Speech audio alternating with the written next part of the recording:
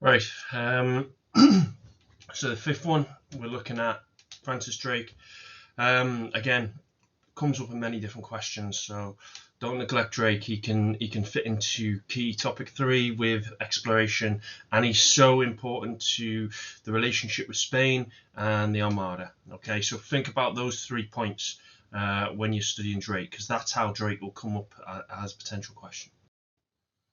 Okay, so initially we know Elizabeth struggling with debt. We know one of the problems when she becomes queen is she is in debt. And when Spain and England, when their relations decline, that cuts England off from the cloth trade in the Netherlands. And England relied on that for a lot of their economy. Again, when we're looking at how we're connecting topics, think in key topic three, the rise of poverty, that is heavily linked to this loss of the cloth trade as well. So be thinking about that when you're revising. So they need to kind of look elsewhere to find profit to rebuild their economy. So her aims generally are to develop and improve trade to benefit the English economy, protect their borders, protect the throne, and avoid war. Right. So when we're looking at this whole relationship with Spain, it's all Elizabeth kind of not wanting to engage in war because it's too expensive and it's one she couldn't really win. So this is what Elizabeth's planning. Again, just a general graphic of how the dispute in the Netherlands leads to problems in England. Again, Dutch revolt covers so much in this topic. So again, if you know it inside out, it's half the battle there. But yeah, so Elizabeth is cut off from this trade. They need new markets, and that is the new world. But guess what? Spain are there too. More so in the south. Spain have got a lot of control in the South America. Now, England will start looking to the north. I mean, Spain are there in places like Florida and the Caribbean, but yeah, England are going to look to take control. We know Spain has control of the Netherlands, which was England's access to the European markets. So again, when you're thinking about the importance of the Netherlands, it's not only a free, independent Netherlands will be a good ally, but it'll help boost England's economy. Uh, so they need a license to trade in the New World, and obviously Spain will not give them that license because they're not friends of England. So these are the problems Elizabeth and England are facing. This is just like a graphic. The Ottoman Empire's on there. I mean, if you're interested in your history, the Ottomans at this point are really growing into the global power. They've got the largest empire in Europe, but Spain's colonies make them the biggest Christian power. And you got Portugal there as well. Don't neglect Portugal because remember in the 1580s, Portugal joined Spain in a personal union, so Spain basically absorbed the Portuguese Empire. Right. And again, as always, pause these and just have a look at the graphic. But Spain have basically got a big chunk of the south, and they've got what we look at today as Mexico.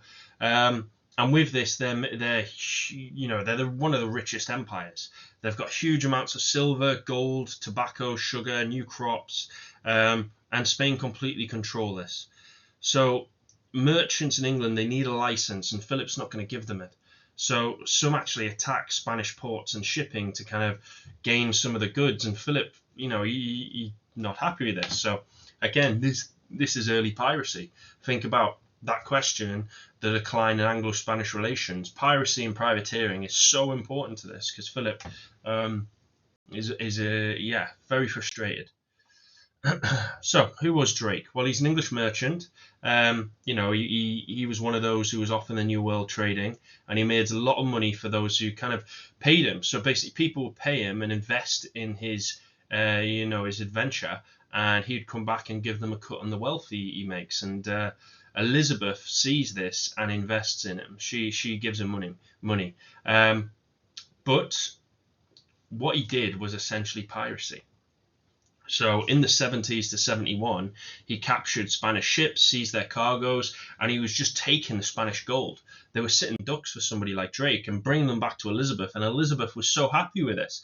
In a failing economy, Elizabeth being having that access to this wealth was huge, not only weakening the Spanish, but strengthening the English coffers.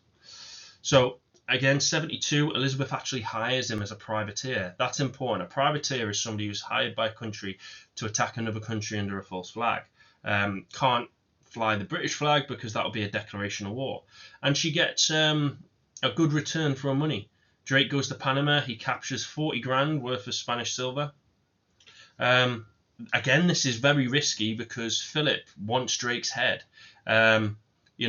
She kind of avoids this conflict because in 1573, when Drake returns, Philip is actually trying to be nice to England because of the threat from France. So, she kind of avoids that potential fallout. But Philip is furious at this piracy, so Elizabeth can't publicly welcome Drake. She thinks he's amazing, but she can't, openly, praise him because that would upset Philip. But privately, she's very happy. So 1577, he heads off to the New World. Now, Elizabeth's plan was for him to sail around the tip of South America to its Pacific coastline to bring back gold, spices, and other valuables. But she also wanted him to weaken the Spanish in the New World by attacking their colonies. The relations between the two were growing worse between England and Spain. And Elizabeth is fearing that an invasion is coming, so she wants to enrich England and weaken Spanish trade. It also shows that the English won't be subdued by the Spanish, and certainly not so easily. Now, again, a date to really note down. Between 1577 to 80, this is the famous voyage where he circumnavigates the globe. First Englishman to do it, second after Magellan, to go around the world. Major achievement. Again, when we look at key topic 3, it's so important to, attracting people to exploration because people wanted to be Drake. He was super famous from this. He was like a rock star of the ages. The little English guy going around the world, people are amazed. And it also puts England on the map in terms of their sea power. England start thinking, actually, we're pretty good sailors. Let's focus on that as our power base rather than on land. So the Golden Hind being Drake's main ship. So again, the results of it, well, he plunders Spanish ports and ships along the coastline. He claims California in Elizabeth's name, calling it New Albion. He returns to England in 1580, bringing back 400 grand of Spanish treasure. Remember Elizabeth's problems in our first one in terms of the 300 grand worth of debt she was in. Straight away, Drake's voyages, you can see for yourself how important they are. Elizabeth knights him. Now, this is important because on the deck of the Golden Hind, the Spanish ambassador is actually aware of this and is furious at this because Elizabeth is giving him one of the great honours of Christendom by knighting him in 1581. Really upsets the Spanish. So that question, decline in Anglo-Spanish relations, I think the knighthood of Drake is massive, right? Really important. I would always be looking for that in an answer if you get a question along those lines. That was just, sorry, I went a bit quick there, but that was a graphic of Elizabeth knighting Drake. So the significance, well, showing that England didn't just accept Spain's domination of the Americas. He's a national hero, Crown's finances are boosted, and Spain are very unhappy. So that's a quick run through Drake. Please make notes as you're going through. As usual, I'll send an email out and drop in some potential questions. But yeah, that's Drake.